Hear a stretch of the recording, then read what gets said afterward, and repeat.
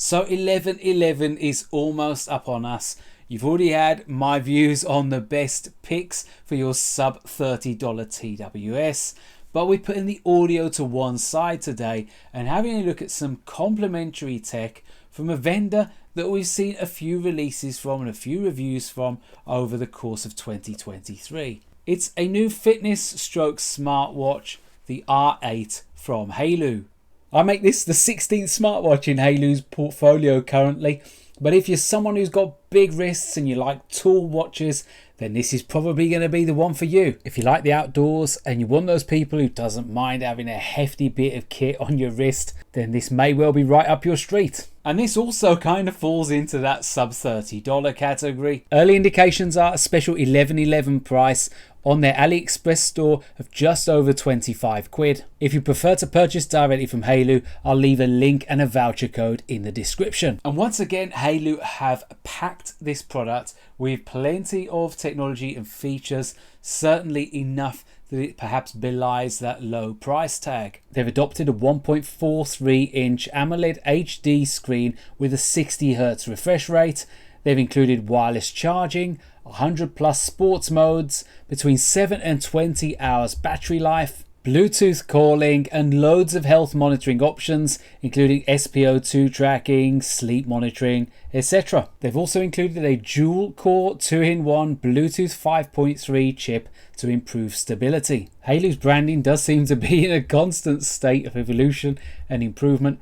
I think the unboxing experience is probably a little bit better than some of their more recent smartwatches, although smartwatches by their very nature don't tend to be laden with accessories, so once you've finished rooting around for the charge cable, the excitement is pretty much over. And the Apple Watch style charge cable is what Haylou mean in their marketing blurb about wireless charging. You can't plonk it on any cheap wireless charging pad, unfortunately, but I think Haylou will probably be bringing some accessories to the market that integrate into that cable and make it a little bit more wireless, if you get me. In terms of how it looks, this is a big, hefty, chunky watch that does look a little bit oversized on my 6.5-inch wrist. It's a seriously robust, hefty watch with a decent rubber strap. It measures 56mm lug to lug with a 49.7mm diameter, dwarfing this Seiko diver. But they haven't made it bulky and robust for no good reason.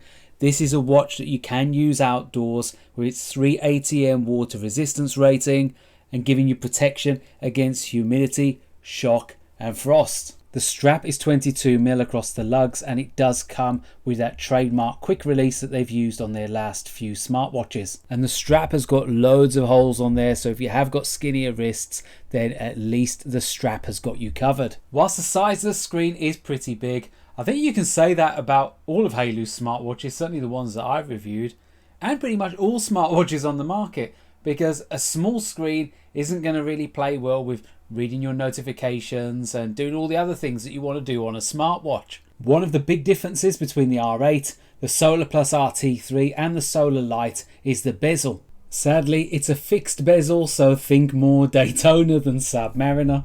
The watch has 3 pushers. The top left is a back button. The top right is actually a rocker.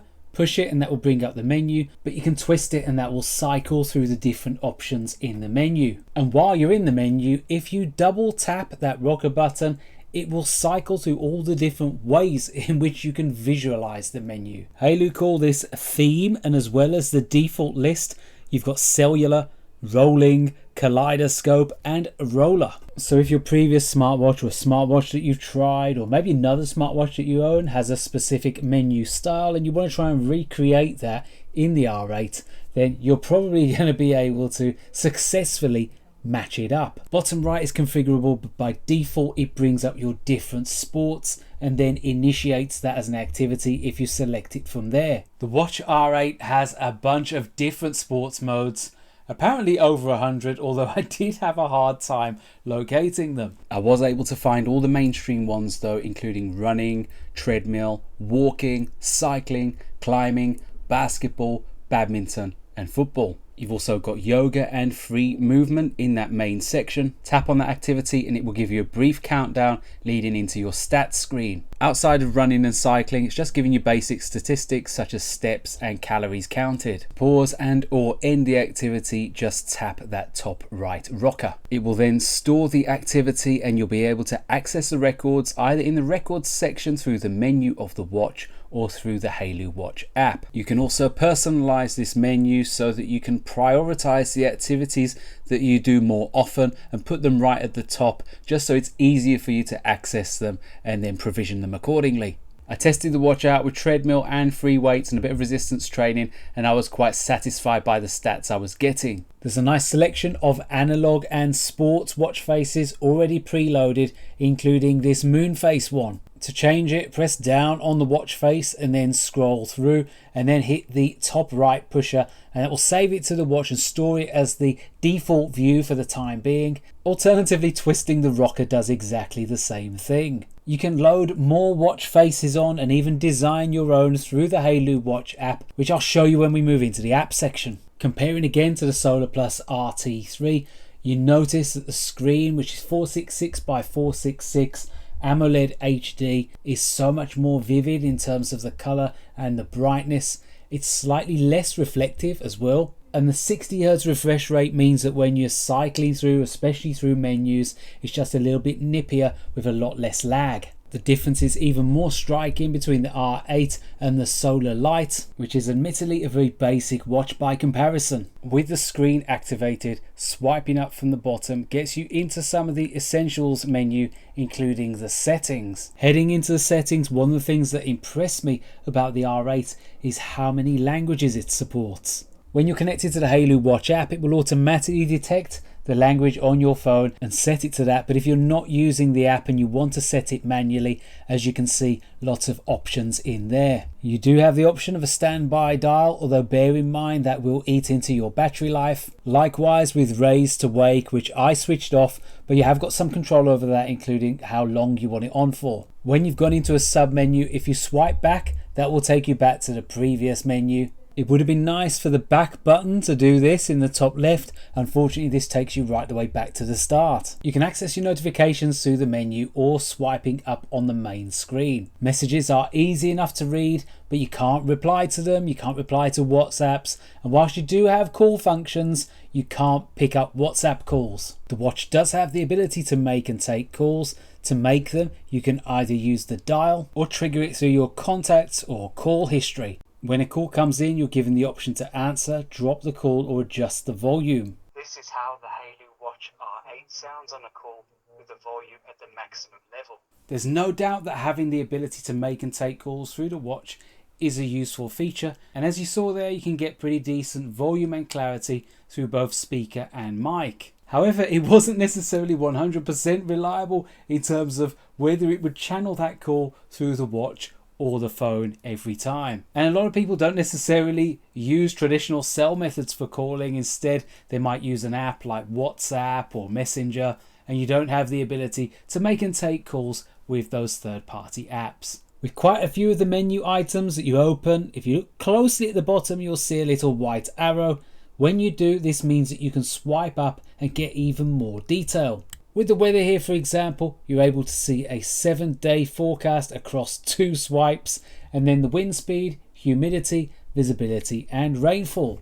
There's the usual selection of menu items that we hardly ever use, like stopwatch, timer, find your phone and world clock, and then there's AI voice. I believe this is some kind of voice assistant, but I couldn't get it working, and to be honest, I didn't try too hard because I don't actually use voice assistants. It's probably something that you have to set up in the Haylou Watch app, the same thing with Stock Market. Haylou also claims to have 24/7 health management with a bunch of different useful options here. Some of the screens are quite basic in terms of what they tell you, so for stress, it gives you a kind of a rolling estimate over the course of 24 hours. Open the heart rate monitor and it will measure you there and then, and it will also give you some estimates during the hours of, by default, between 8 and 8, although this is something again that you can configure so you can have continuous heart rate monitoring for 24 hours if you like. The R8 also has an SPO2 sensor, and as always I was at between 97 and 98.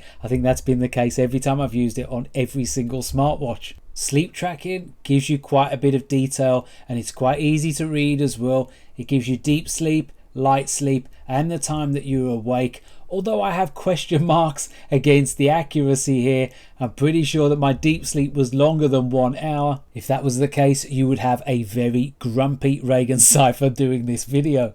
There's also a blood pressure sensor which gives you SBP and DBP. I checked it with an actual medical grade device later, and it wasn't actually that far off, within 10 to 15%. And as long as you have that in mind when you're using smart devices for giving you these metrics, that really they are only a rough barometer and should be used for trends analysis rather than expecting them to replace a medical grade device, then I think that's when you get the most out of it. When you go into the record screen, that will give you statistics on any exercises that you've recorded. Here you can see a 52-minute run which I did a couple of days ago, and in terms of the metrics, it's measured 7 kilometers. Actually in Strava I measured 8.35 using my phone's GPS, so we're talking about a 15% accuracy discrepancy here. If you're a serious runner, then this can make a big difference. The difference for me was an average pace per kilometer of 1 minute 20 seconds slower than I was actually registering. As you would expect at this kind of price point, take the accuracy with a little bit of a pinch of salt. As I mentioned previously, Haylou has a new app for their watches called Haylou Watch. Scan the QR code on the watch and it will take you directly to the app in the App Store. Install it and then just follow the instructions on screen. It is really straightforward. It will ask for a bunch of permissions, which is annoying, but you kind of do need to have them in order to get the best from the watch. One of the frustrations though here is that you can't use your existing Haylou account details. You have to set up a brand new account. As you cycle through, you can choose the apps that you want to push notifications through from, and there are some limitations here as you would expect. There's all your standard social media apps, email, and a few I've never heard of. Remember I mentioned about adding more watch faces from the App Store into the phone? Well, this is where you do it in the watch face gallery section. It takes around 30 seconds to a minute, but eventually you'll see it appear on your watch. This is what the app looks like close up, and you'll notice that Watch Face Gallery is the top option in the device tab. I think Haylou mentioned over 100 potential faces that you can get from the online store. I don't think there's anything like that many at the moment, although I'm sure this will grow over time. You've also got the option to make your own custom designed watch face, where you choose from a selection of backgrounds, hands and chapter rings. You can upload your own background instead of the watch face, although when I tried this it went horribly wrong, so I won't be doing that again. Setting up notifications in the old app was an absolute nightmare, but there it is, front and center on the main screen, much easier to configure with the Haylou Watch app. There are some other useful things that you can toggle on and off here, including incoming call, anti-loss reminder, do not disturb, sedentary reminder. You can toggle between imperial and metric and also set the date format. You can also set an alarm clock here. There's a bunch of other useful things to toggle on and off or set or customize. One of those is menstrual cycle tracking, which I think defaults to off if you select that you're male in the app. The fitness data is just way better presented with this app as well. Tap on the step section and then you can drill down between day and you can toggle which day, go into your trend analysis over the course of the week and the month. Like with most budget fitness trackers, I found that the R8 did overcount a little bit on the steps. Google Fit had me at 20,069, where Haylou had me at 22,000, so around 10% discrepancy. But the bigger your sample size, the wider this gap seemed to get, so again, a note of caution on the accuracy. The app goes to similar levels of granularity in counting your calories and your distance travelled. It presents your activity data, and whilst the data it's giving you is quite useful, Haylou needs to be careful here because this is one area where the formatting wasn't quite right and I did spot a couple of spelling mistakes. But fair play to Haylou, the amount of data which it is presenting to you here within the app and making it in a readable format as well, which the previous app really wasn't. Means it's much easier for me to recommend Haylou as a budget option. If you're on a really strict budget, it's much better than some of the other cheap stuff which you'll find on AliExpress, where the app is an absolute train wreck. So again, hats off to Haylou for getting this bit right. One final point of note is that you can trigger some activities, including running and cycling, through the Sport tab on the app. This uses the phone's GPS instead, so it will be more accurate, but you don't get anything like as many metrics. Haylou reckon that you're going to get between 7 and 20 days worth of battery life depending on your usage. I'm on day 4 I think it is, and I'm nowhere near even the halfway point, so I think it's going to be much closer to that top figure than the bottom, although my use is quite moderate. My pro rata calculations suggested with my existing usage I would get around 18 days. That was doing quite a bit of fitness tracking, some heart rate monitoring, SPO2, but with very little screen time. Now if I put on raise to wake and always on display, then that would get it down much closer to that bottom figure of 7 days. So overall, I think Haylou have done a pretty decent job here with another budget smartwatch release that does differentiate itself from some of their previous releases. It's a lot chunkier, and with that added water resistance of 3 ATM, added shock resistance and the improved operating temperature, that's going to make it more appealing to active users who like to use their smartwatch in a variety of different conditions. This is a big watch. It's hefty and it's heavy, so do bear that in mind. If you've got really skinny wrists, even skinnier than mine, then it might just be a little bit too much weight for you to carry. The screen and the menu system are pretty good. The menus are okay. There's certainly not as many mistakes or spelling mistakes in the menus as was the case with some of their previous releases. Everything moves quite nippy. There doesn't seem to be any lags or delays. And the fitness tracking and array of health monitoring options and sensors is really quite impressive for a watch of this low budget. Some of the menu items could be a little bit more intuitive, and it seems like sometimes you can go to different places and still end up in the same destination. But I don't think this is altogether unusual with budget Chinese smartwatches. It's missing a few features that some users would probably want to see, such as WhatsApp call, the ability to reply to messages, and some of the features like AI assistant are pretty gimmicky and probably something that you'll never use. But generally the user experience is really good for the money, and they've definitely improved the app support. With the new Haylou Watch app, it works so much nicer than the previous Haylou Fun offering. It looks better and it gives you lots of statistics as well in a much more presentable manner and a more easily digestible manner than their previous app. The app does seem to be the Achilles heel with a lot of budget smartwatches and fitness trackers, and believe me, having tried many of them out, you could definitely do a lot worse than this. As I said, hopefully by now there will be a discount code and a link in the description. Please do give the video a like if you found it useful, and subscribe to the channel if you haven't already. For now, it's ReganCipher signing off.